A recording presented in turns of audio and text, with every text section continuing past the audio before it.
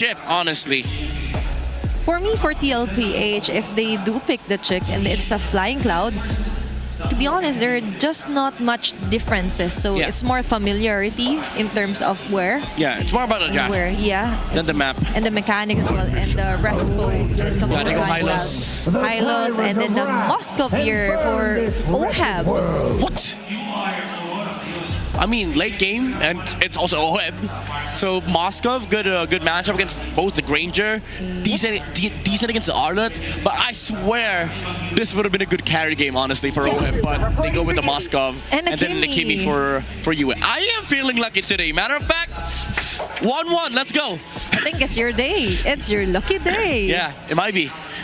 It might be. Yeah, let's see if Aurora will also have a lucky day as We're seeing from Team Liquid, mainly because it's a bit too obvious that they're trying to maybe play for the late game, and stats show that they don't really perform that well when we're past the 18-minute mark. This was an in-depth discussion you had with Hans in the panel over yesterday's matches, but also just to juxtapose the thesis on Midnight's draft. Oh my God, Okay. I think Aurora's draft, if we're gonna revert to something closer to pre-Project Next, looks better. Because I'm surprised that this Gatot Kachak went all the way through the second phase without anyone banning it. That's true.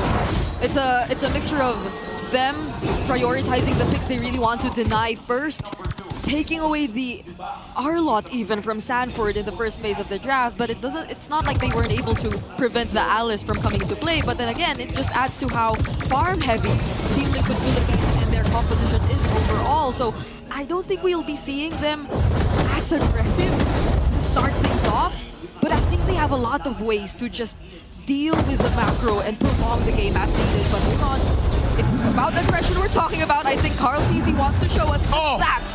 Light looking to be the target here, and Ogi Shadow Kill committed just to take first blood. That was a 3v2 fight that Demon Kite had to walk all the way through, and he just did not make it in time. That's just kind of the cons you have to live with if you have a Fredrin. It's been a hot minute since we've seen the Appraiser make his way into a game. Yeah, and it's understandable if you're Aurora that you get to extend that much. You have a Kimi on your side, and the mid lane supposedly really favors whoever has the Kimi in their lineup. But it seems like Team Liquid might not get to contest this. Carl soloing a small camp, and Light could not stop him. I got his eyes at the minimap. So, despite all that, Light still has his eyes on Carl TZ, not exactly letting go of where this, I'd say, all over the map Hayabusa is. Yeah. Because even just now, before that first blood, he already showed us how aggressive he wants to play this game. Maybe even being one of the main players to play aggressive in this entire lineup that we're seeing from Team Liquid. That's right, Carl TZ's Hayabusa is a thing of beauty. If you talk about his best heroes in Season 16, I'd say Lancelot, Shin, and then this Hayabusa action breaking out in mid. Oh, Throne of Ruin by Sanford catching 3, SOD also landing, but does Aurora join this? Edward doesn't land the final slash, but the AOG's Bang! Appraiser's Wrath. Sanford gets taken down, JP might be next. There's just so much hold from Aurora. The Alice is just a sexier Uranus. Yes. Emphasis on Uranus. At the end of the day, no matter how sustainable you are, after your Throne of Ruin, Oh, the perfect vengeance to evade and cancel out the Ogi Shadow Kill. It's not a flicker, but it acts the same way. Hold on, OHAB! close call on two different fronts of the map. Back to what I was saying, at the end of the day, after that Throne of Ruin, you're still just a sustainable, annoying XP laner. That's about it. You stand in front of everyone, you try to annoy them, but if they have enough damage, then what do you do next? Oh my goodness! 3-man stun! The three-time MPL champion stops the forward momentum of three-hero Dominikai! Oh, but what OHAB doesn't know is that there are 3 members of Aurora waiting for him! I don't know if it was just perfectly timed or predicted by Aurora, but that was painful to watch. Call it a sting operation.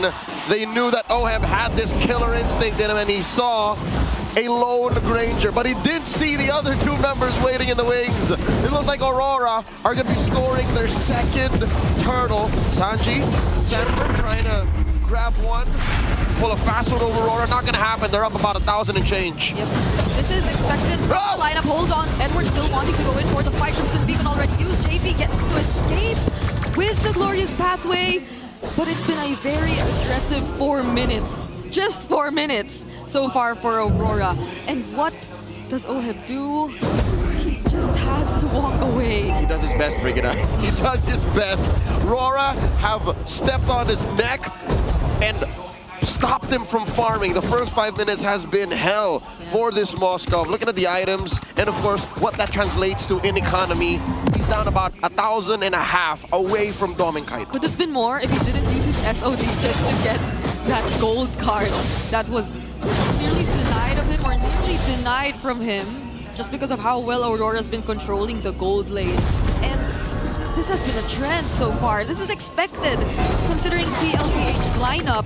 But how do they show us the changes once they don't get the early game? Because time and time again, that's what we've been constantly pointing out as their requirement to win the game, to get to do the Liquid Stampede. But this is something they walked into. They drafted this way. They expected this to happen. You know what? In the playoffs, anything can happen. Aurora can even win on Flying Clouds. That's what this map is all about. And they do fight Sanford to the bottom lane. Can't even use the cleave. Throne of Ruin is all he can do. But does he have enough sustain? Oh! Barely tries to survive. And that's another Piercer stack picked up by Dominkite. Carl's versus Edward. It's a 1v1, but final slash still makes it. Fortunately, the other members of Team Liquid are there, but that was a close call. All right, 3 dudes from Liquid, no problem. 4, that's where he draws the line. A little too much for Mr. Consistent to deal with, but what this does is open up the lower part of the map where the turtles spawn. 3 for 3, Aurora, 100% on turtle take rates. Look at how US just defending this turret. Carl TZ has to escape. Oh, he walks away, but does not escape death. Light and Yue take down Carl TZ. The GOAT got tunnel vision. He really wanted to push in. Did not have enough backup. Down bottom, Dominkite has 2 on him. This is what you can do with a utility jungler. Yep. You're able to really put your foot down and say, the rest of you guys do that and hold on. That's why it's a macro-centric hero. Oh my God, JP! That's the tankiest member of Team Liquid right now. But Aurora, without hesitation, committing the final slash. That's how confident they are at this point. Dominkite, though, he does not walk away from that. It's a little too much to expect to survive all that. But again, Aurora, sleight of hand. You're looking at the right hand, the left is already committing a crime. They pushed into you to a top. As I was saying, if you're a utility jungler, you can do these kinds of things. One of those things is sacrifice yourself because you're less of a asset to your team, so you can afford to die. Second is you can hold down fights so much longer. Carl Deasy, when he died in the top lane, there was no business for him doing that. Not for that long. So Aurora, they're still on point here, on course. 4,000 gold up, 8 minutes in. This time it's Aurora who's had their turrets untouched for the entire past 8 minutes of the game. Team Liquid Philippines are struggling. They might be waiting for one team fight that they get to win, and it's from that where they just pivot and try to convert into objectives, because the way it's looking right now, could they even split up? Like, I know that's something Oheb would want to do, but based on how Aurora's been rotating, they're not making it easy for the Moskov. I think they can. They just have to be very specific about it. Like now, see this? It's clear where Aurora is. They show themselves on the map. It helps that the Lord is going to be a beacon, a magnet for TLPH to try and consider where they're coming from. But no, we're still looking at the maybe #2 best hero to steal Lords with. That's a high boost. Oh, Edward steps in. They find Edward. Final stack already committed. Throne of Ruin might just stun 3. Oh! Dominkite gets taken down by Sanji, but before he does, JP gets taken down as well. It's a 1-for-1 trade so far, and Oheb, that's what you were talking about. So he finally gets to push the waves. And it's also very fortunate that Liquid found Dominkite. If it was anyone else that died, maybe even Edward or Dominkite, that would have been okay. RORA would have forced the issue, but no, it was Dominkite. It was their main damage source. It was just unfortunate that he was right behind that wall, and once he flickered, he found himself right beside the Lord and in front of Sanji's Crimson Beacon. So that was a very awkward position to be in if you were Dominkite, but they also probably didn't expect that there were other members of Liquid who could come in from the mid lane, because they were probably expecting everyone to just hold those brushes down bottom, close to the back of the wall where the Lord is. So now, it's a second chance for Aurora to potentially take this. I think it was premeditated. Liquid really cordoned off RORA's exit to compromise Dominkite's positioning, and then in turn they killed him. That was really good for Liquid. Now, Dominkite finds that taunt.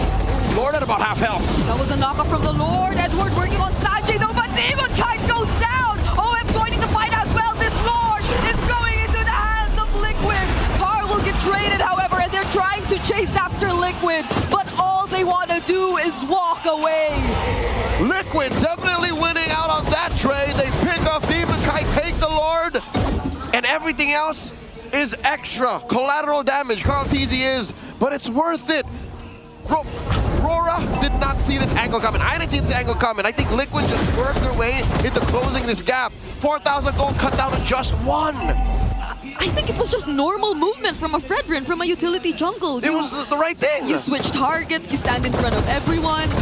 But where did the damage even come from for them to burst him down that much? Or I also think the Lord knockup had something to do with it, because it was an unexpected timing of Lord knockups that helped Liquid try and be a bit more aggressive.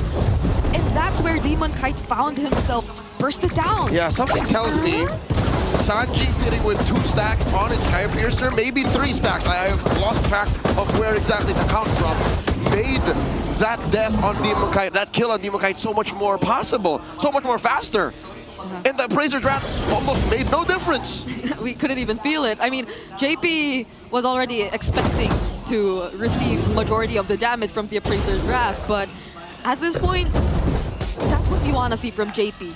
That he can just confidently stand in front of these members, of these annoying heroes of Aurora, so Liquid can know where to position themselves, and finally, after trying to be a bit more careful for so long, they get to take away some turrets from themselves. Oh man, the map has equalized.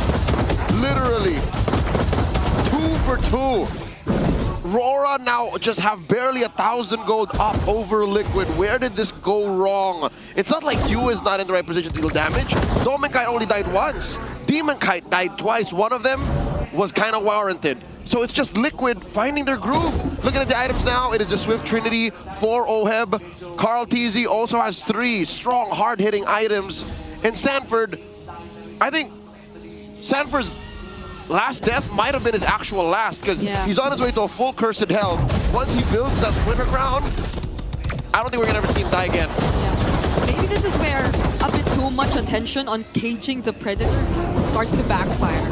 Because it's just not worth it. It takes too much time. And I don't think, like, maybe Sanford even wants you to pay so much attention to him at this point.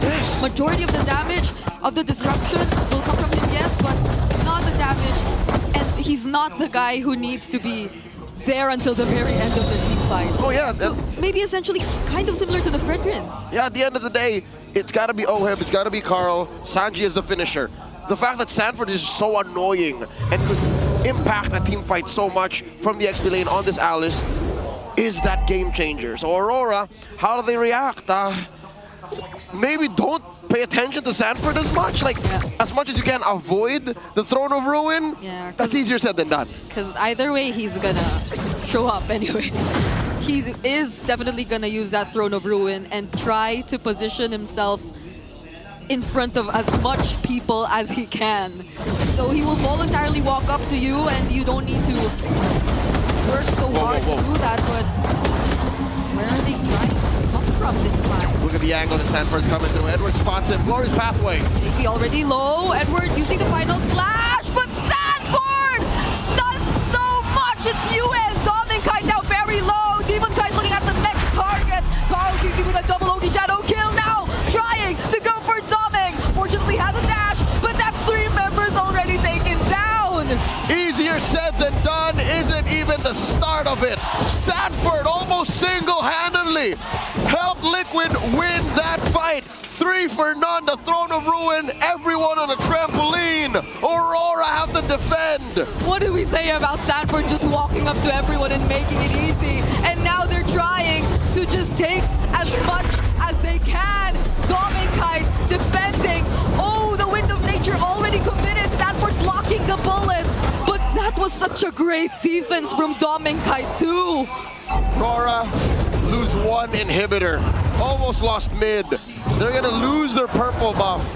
Liquid are up 3,000 gold. Oh my lord, how do you stop Sanford? It's not like he even built his winner crown. Brigida, you said it right. You said it best. He just walked up and said, what are you gonna do about it? Now, I hate to cry over spilled milk, but did Rora not respect Liquid's propensity for crowd control? Not a single Purify. Yeah, I guess there was a bit too much attention on JP as well. It looked like JP was Or on Carl. definitely going down in that instant, but who would have thought? Again, even we were surprised to see Sanford holding that bush. And now he just comes in with the flicker and we might see another one. But they'll be a bit more patient this time because Aurora already takes care of the Lord. They're still breathing, they're still in this. Glorious pathway by Daddy JP. Liquid looking to scare Aurora away from defending. They do keep that inhibitor up top and the base intact. Okay. Aurora still in this game.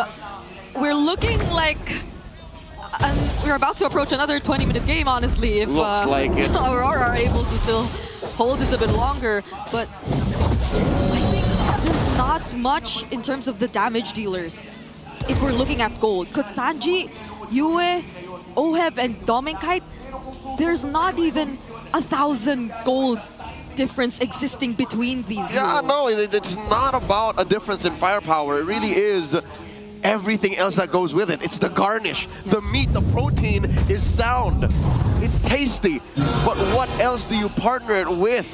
Let's watch that sequence once again. Look at Sanford.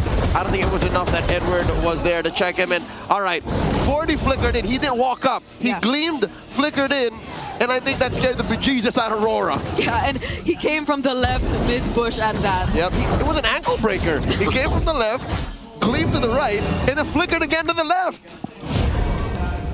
All the while, Aurora probably thought they had everything under control. Nah.